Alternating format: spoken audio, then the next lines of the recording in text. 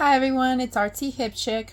First of all, I just wanted to say thank you so much for your support and purchasing the Granny Square handbag kit. Before I start, I just want to let you know that my nails right here were done by Gliss Nails, and she is also somebody local who lives in Meadow Lakes and does an amazing job. So definitely worth looking her up. Alright, so let's go ahead and get started. For your kit, you will find your two granny squares. One will have a long tail, one of them will not. You will have a tapestry needle, 4 stitch markers, a cord that has 2 long tails, and a written instruction paper. What you will need to finish your project is just some simple scissors. So let's go ahead and get started. So first thing we're going to do is you're going to decide which side that you like that on your granny squares and which side you don't. So I'm honestly not fond of this side of the pattern or on this side of the bag. So we want what I call it the ugly sides facing out. And you're going to stack them on top of each other. So here's the side that I don't like. Here's also the side that I don't like. So right here you'll see, and all of them have little gaps here on the corners. You're going to take each of your tapestry needle, your stitch markers, and you're going to stitch up the corners of your bag. And basically this kit is just to help you kind of get the basic concept of sewing in your tails and just learning the basic sewing without the sharp needles.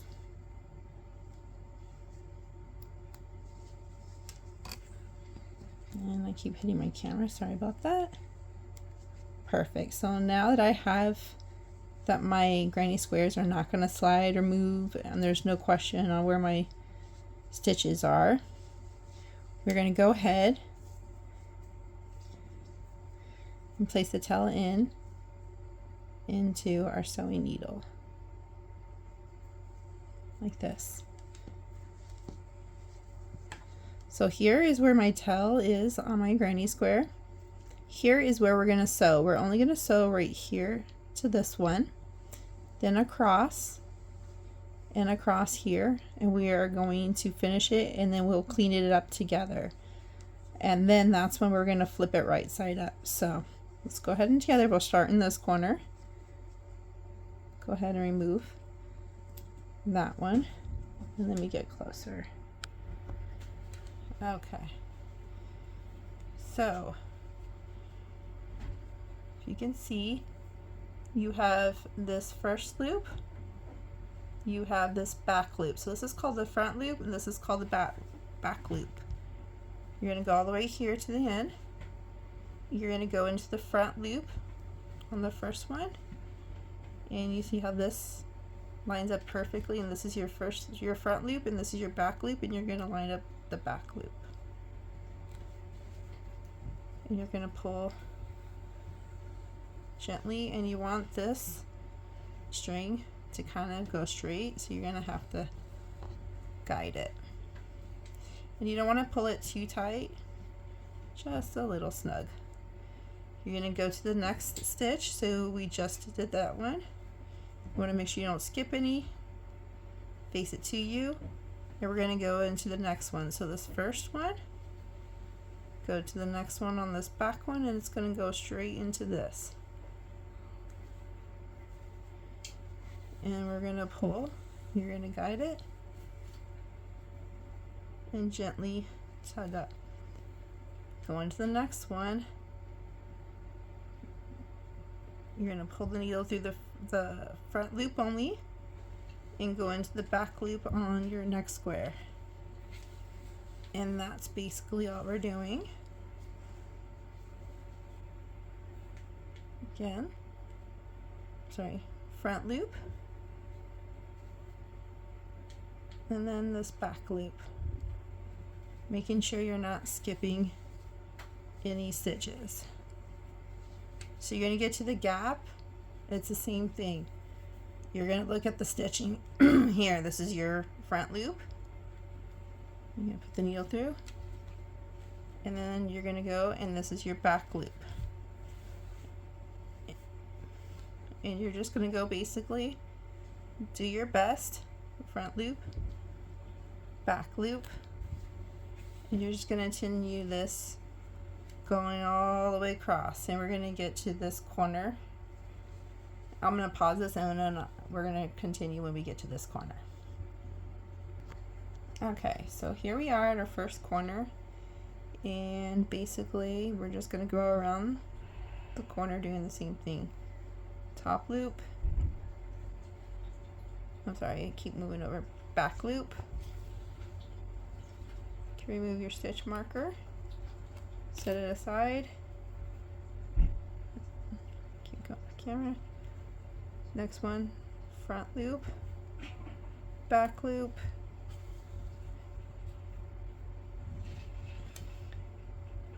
front loop, back loop. Now one thing is for crocheting, it's super important about actually sewing it properly. So even if you feel like you didn't make this yourself, so front loop, back loop, just know that it takes a lot of practice, and sewing is a big part of that too, to make sure your stuff doesn't come undone and you want it to last. So let's go to the next one here. Front loop, back loop, and you're just going to keep going here. See, just in case you can't see very well, because green is very hard to see on the camera. That's back, that's front, front loop. That's the front, that's the back, back loop. And keep going. Front, back, there you go. Front and back. And you're just going to continue, keep doing that all the way until, so this is your opening and where you started. You want to keep going until you go to this last corner. So you're going to go across this corner, come across this corner, and then we're going to come back on the camera, and then I'll show you how to weave in your tails. Sorry, I got dog hair in here. Weave in your tails really well, so that way it's really secure. Alright, so this is what it should look like. You sewn it all the way around the sides. And of course you left this open. So let's go ahead and read the stitch marker. And then I'm going to show you how, or at least what I do to weave in the tails. So I just pulled it out from here, going in through here, and it kind of wrapped around out here. I always like to go back, so it kind of gives it a, try to prevent that big dip that it has. You can kind of go back and forth, trying to close the gap so it's more straight. And then basically what I do to make it look seamless is you just go through how this has a V, so there's one loop here, one loop here. I'll actually put the needle straight through that way to hide the tail. And then you see there's again another loop here and some loops there. And basically what you're doing is you're just hiding it behind a couple of stitch marks or loops that are different, and you want it to zigzag. So I went in this direction. Now I want it to kind of go on the opposite direction. So I want to go up as well. And I want to also go over as well. And of course, since you're doing this and you're sewing it in pretty well, you want to make sure that you liked the final product of what it looks like, because once you sew in the tails, it's very, very hard to find where your tail was, because it's pretty camouflaged pretty well. just pull it out and let's go in the little bit a couple times. And then if you're wanting to throw this in the washing machine, things like that, that's why things like having your tails weaved in pretty well and sewed in is super important for that.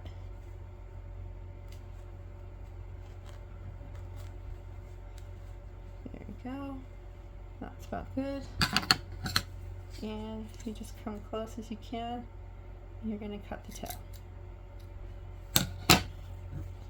So here's the bag. We're going to flip it. And then as you flip it, you kind of see that I gave it this nice little seam all the way down. And that's just one way that you can sew to make it look nice. Okay, so after we have our bag completed, we're going to take our I-cord that have the long tails, and we're going to sew them inside our bag. So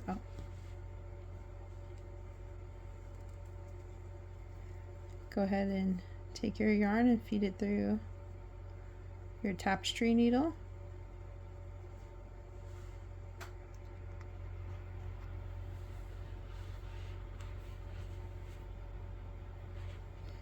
And so right in between, you'll see how this side is going like with all the rows or the loops going this way.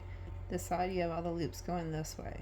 So what I'm going to do is put the thread sewing from here on one part of the I-cord into this side, so it kind of looks nicer. So I'll show you.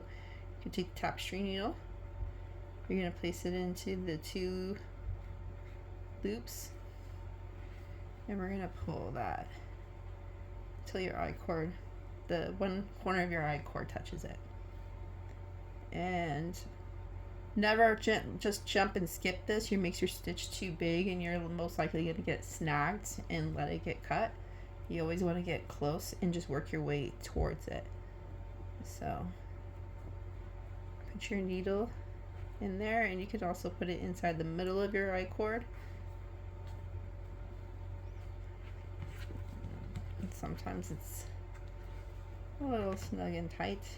Just do your best to pull. And then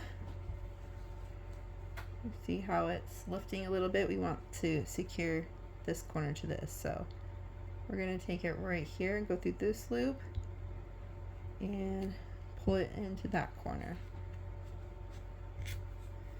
and gently tug. See, and that's what it looks like, as you can see. So it makes it look really nice. So we're going to go ahead and start just working our way up and down to hide the seams like we did before.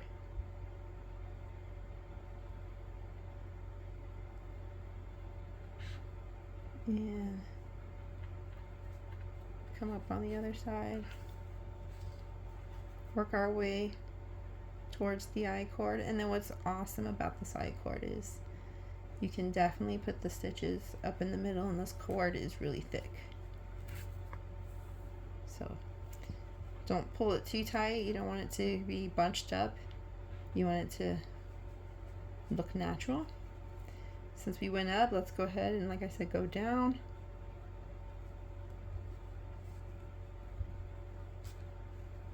So let's find it goes all the way across. Again, don't pull on it too tight, just a little snug. And let's go back up and across.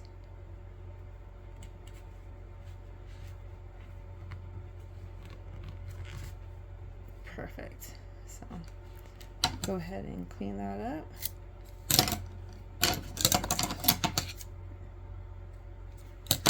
Okay. So you see how nice that looks. So go ahead and we're going to do the other side the same way, but make sure your cord's not twisted. You're going to gently pull up. You're going to gently pull over and keeping the end here. So once you put your first one, let's go ahead and do it together. The first one. Let's feed the tail end into our tapestry needle. Follow the cord down, and we're gonna go, oops, you can even face it towards you. That's that first, that's that second row, so let's go in this first one. And we're gonna pull. So what I mean is you're gonna pull, you're gonna hold it and make sure it's not twisted. You want it to look nice. Okay.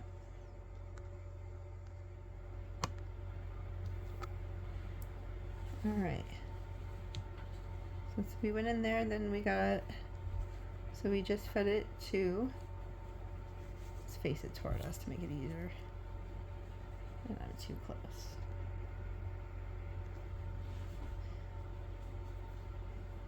All right. Gotta hold it like so. So we went through here, and then every time I like to secure it, I like to go back to where I was and just redo it again so it doesn't slide and move around on me, and go back straight through that again. So now I have where it's not wobbling, moving around. I'm gonna go into this next one and pick up the middle of our I-cord just like that, and then go on to this last one and take at the end of this tail, or the end of the I-cord on the left corner of it, and you're going to kind of pull it. Again, not too tight, just snug, so it kind of looks like that.